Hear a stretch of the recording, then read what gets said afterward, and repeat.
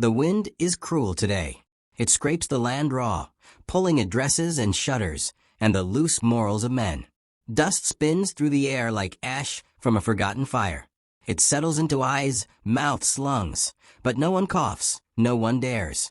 In a town like this, silence is safer than sound. She's on her knees in the middle of the street, her hair twisted in a calloused fist. Dirt coats her cheeks like war paint. A torn shawl barely clings to her shoulders. Her lip is split, her breath shallow. But her eyes, they don't beg. They burn. Quiet, defiant coals smoldering beneath bruised skin.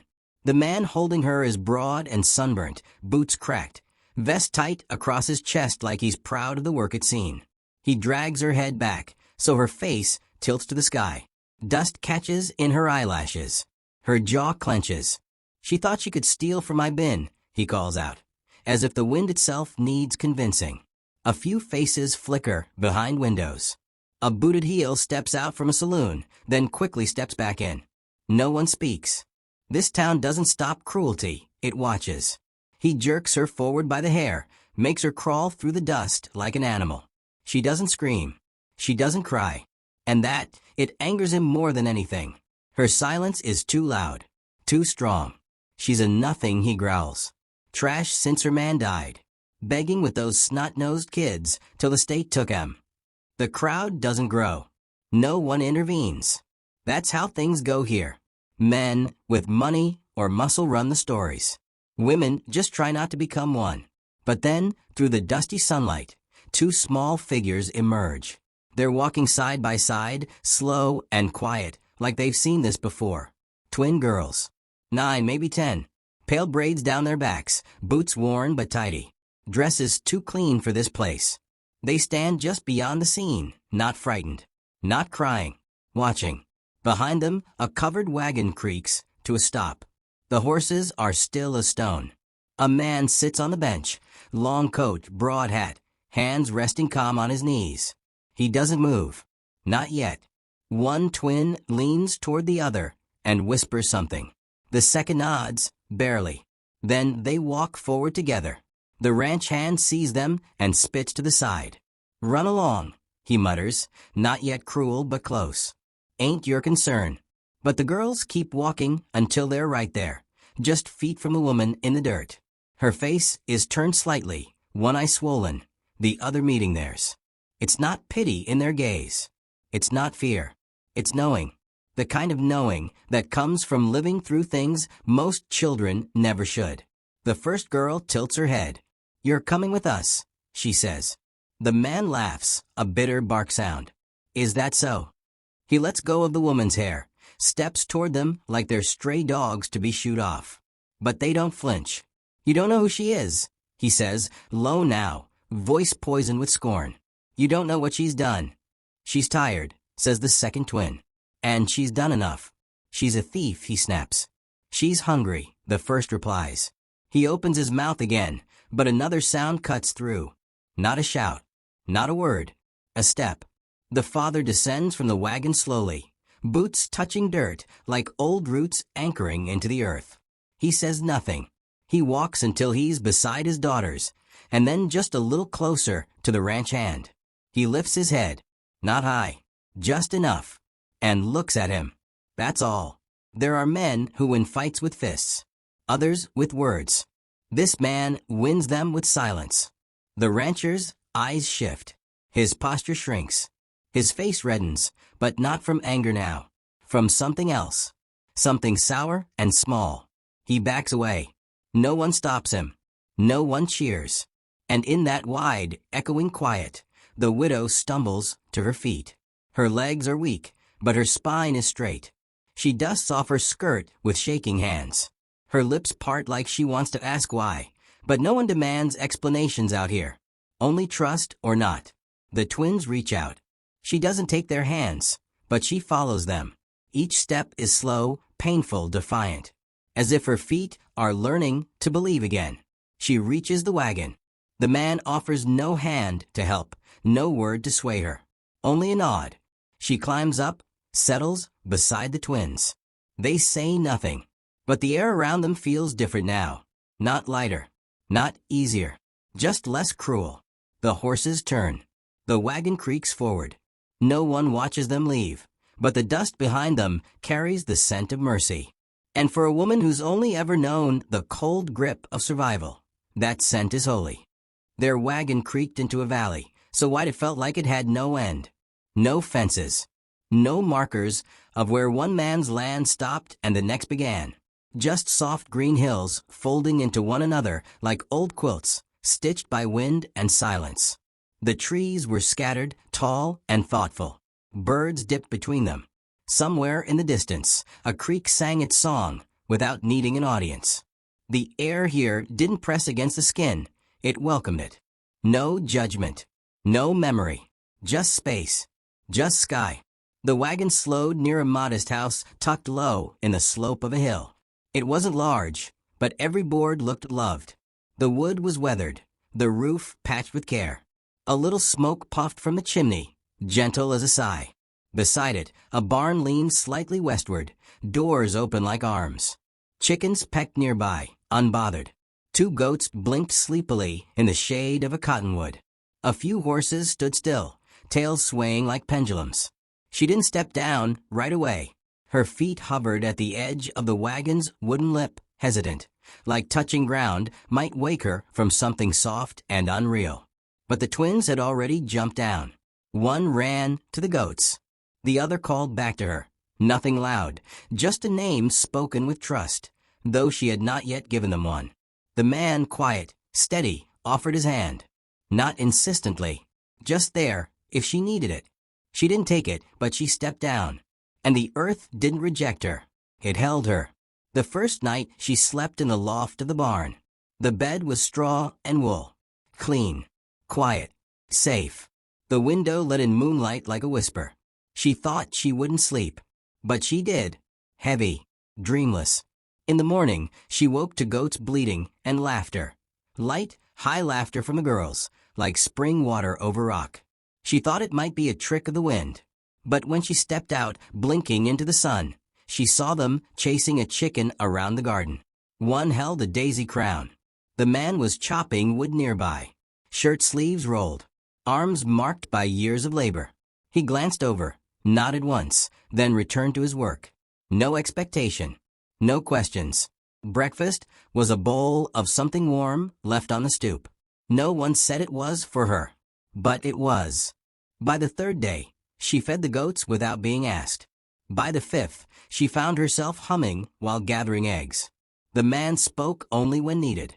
His voice was low, steady, like it had been carved from the same oak that lined the barn.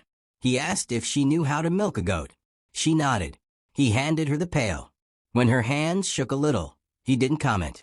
He just knelt beside her, demonstrated once, then let her try. The twins didn't pry. They never asked about where she came from, or why she flinched when the wind slammed the barn door.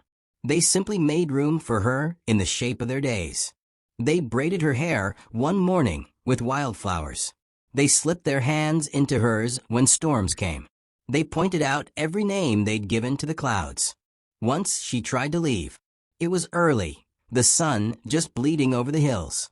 She packed the few things she had and walked toward the road, boots crunching frost. She didn't get far, just to the edge of the fence line. And there she stopped. Not because anyone chased her, not because guilt dragged her back, but because the air behind her felt like breath, not burden. She turned around and saw the twins standing at the window, not crying, just waiting, trusting. She walked back. No one said a word. She didn't try again. In the days that followed, the quiet grew softer. She swept the porch, mended a tear in the man's shirt. He noticed, nodded. Later that week, she found her boot, broken lace, worn sole, repaired and resting by the door. She never saw him do it, but she knew. Some nights, they sat on the porch together, just the creak of the rocking chair and the rhythm of dusk. The twins asleep inside, curled into each other like foxes. He'd offer her a tin mug of tea, and they'd watch the sky fold into stars. She found herself speaking, little by little. Not everything, not yet, but enough. He listened the way the land did, with patience, with silence, with care.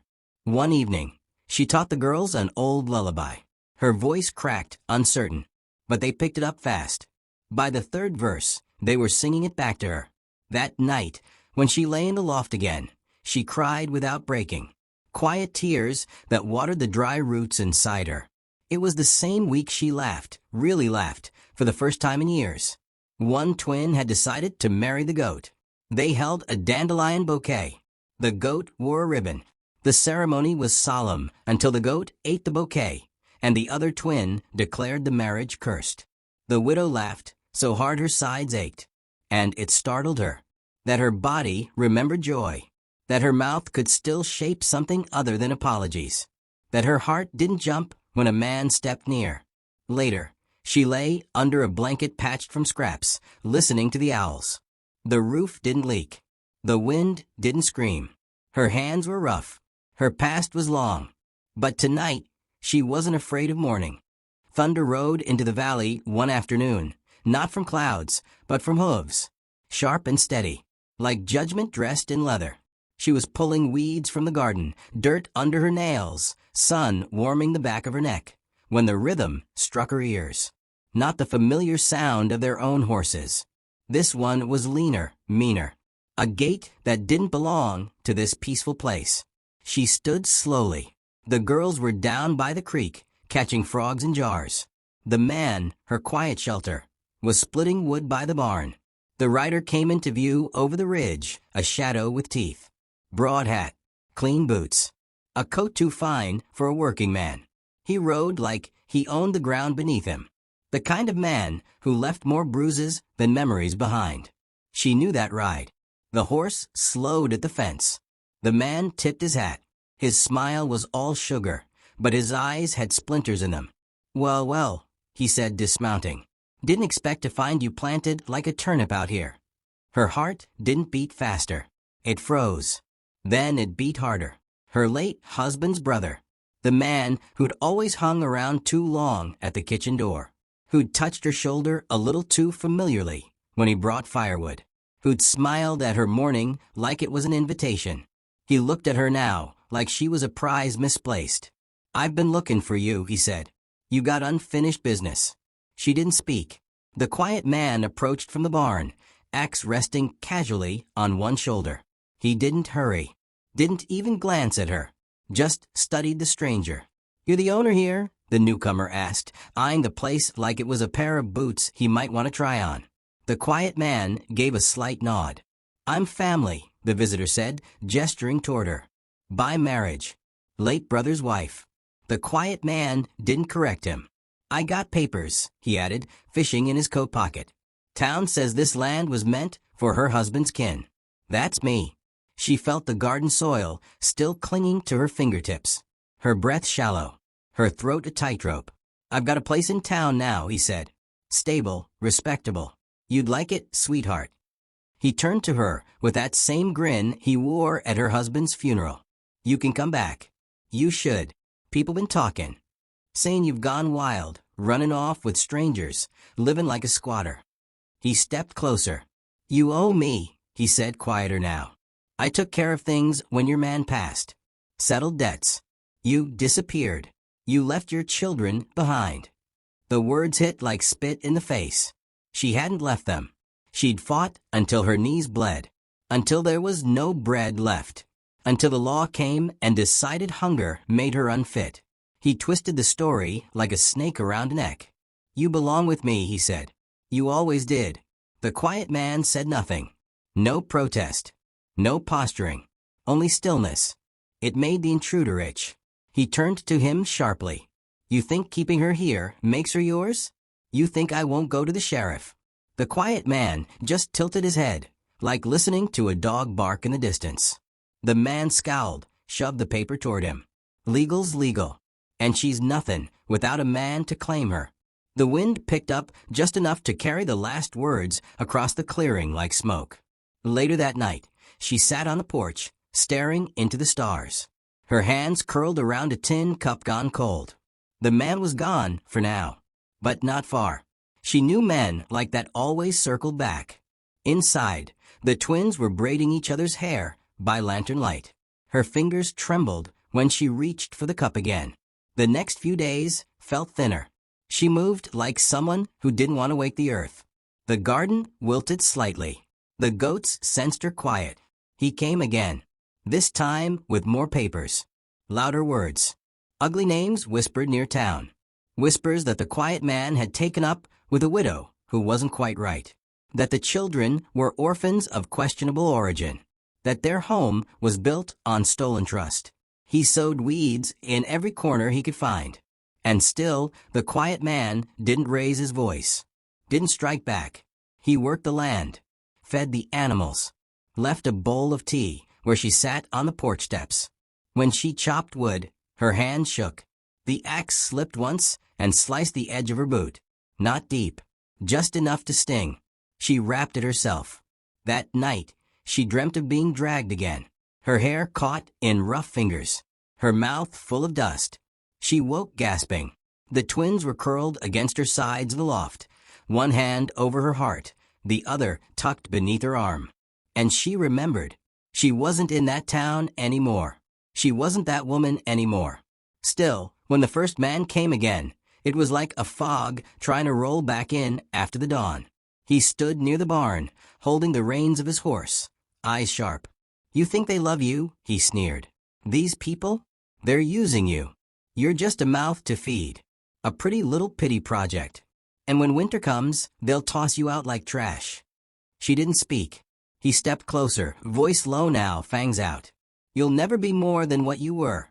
She looked at her hands. They were scarred, burned by stoves, split by cold, calloused from rope and grain and grief. But they were steady. She didn't answer him. Didn't need to. Behind her, the porch creaked. The twins had appeared again, one holding a flower crown, the other dragging a wooden spoon. He saw them, scoffed. "Charity cases," he muttered. "Not even yours." She turned then, not toward him, toward them, the girls, and smiled. The wind picked up again, pulled at her skirts, carried the scent of new grass and last season's fire. But this time, she didn't flinch. The lantern swayed in the dusk wind, casting flickers of orange across the darkening wood. The valley held its breath.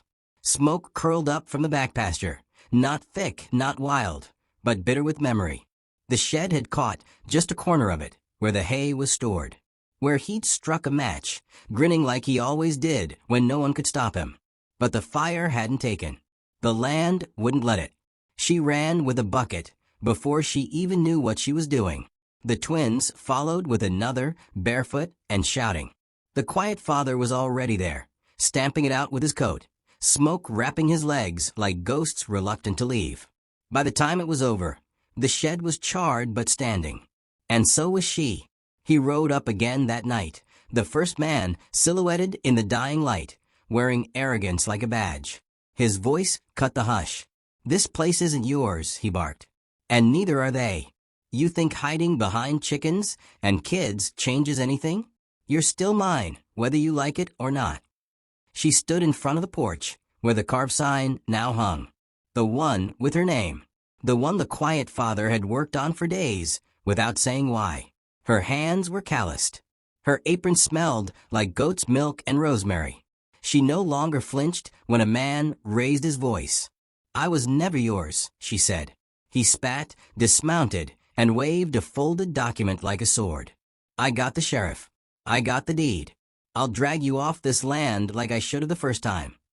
The townsfolk had gathered, not by his summoning, but the smokes. They stood behind the widow, now, not in front of her, and the wind changed direction. She didn't scream. She didn't cry. She spoke. "The first bruise you gave me was on my ribs. I told folks I fell. You laughed. Said it made me more obedient. The second was on my thigh. The third on my neck. You told me I was lucky to have you after my husband died. Said you were doing me a kindness." She turned to the faces watching. Men who had looked away. Women who had whispered, never asked. And I believed him. I believed I deserved it. Because no one told me otherwise. The quiet father stepped beside her. Not a weapon in sight, just a stillness that radiated power. I'm telling it now, she said. I'm not afraid to be seen anymore. I'm not afraid to be heard. The twins were behind her. One clung to her skirt. The other held her hand like an anchor. And then the silence broke, not from the man, but from a voice in the crowd. I saw the bruises, said the baker's wife. Didn't know what to do. I heard her crying through the wall, said the old widow with the garden. Another voice. Then another. Years of quiet turned into noise, and the man who brought fire now stood alone in it. He turned to leave. No apology. No fight. Just a retreat, slow and seething, his horse's hooves pounding out of rhythm. No one followed. No one stopped him. Because some men are dealt justice not by rope or bullet, but by truth spoken at last. Days passed. Then weeks. The townsfolk brought what was needed. A new beam for the shed, planks for the coop. One even brought honey, shy and wordless. The land healed slowly, as land always does when left to itself. She planted flowers where the fire had licked the earth. The twins began calling her Mama, without ceremony, just one morning. It slipped out between spoonfuls of porridge. He smiled when he heard it, the quiet father, not with his mouth, but with his eyes. That evening, they sat by the hearth. The flames spoke softly. His hand touched hers. She didn't pull away. I'm not asking for anything, he murmured. I know, she said. It was enough. It was everything. That night, she lay awake not from fear, but peace.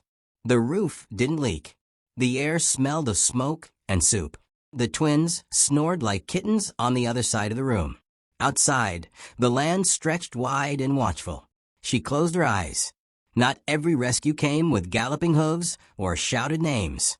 Sometimes it came in the shape of a small voice saying, "You're coming with us." And sometimes that's where a life truly begins. The sun set behind the hills in slow gold. The homestead glowed like an ember. She stirred a pot on the stove, humming a tune she once taught the twins. They giggled outside, chasing chickens in crooked circles. On the porch, a man rocked back and forth with a block of cedar in his lap, carving a small horse, not for sale, not for show, just because. The wind moved through the valley, and for once carried no smoke, only the scent of a house that wouldn't burn.